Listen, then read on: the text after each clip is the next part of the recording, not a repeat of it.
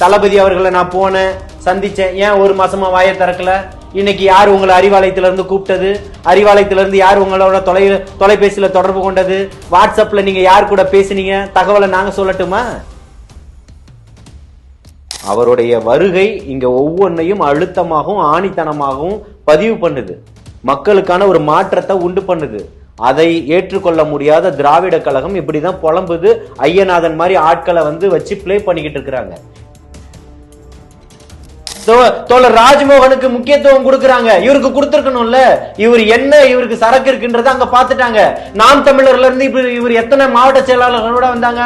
அத்தனை பேர் இன்னைக்கு நடு தெருல அரசியல் அனாதைகளா நிக்கலையா? இன்னைக்கு இவர் யாரு? அதே போலதான் நிக்கிறாரு.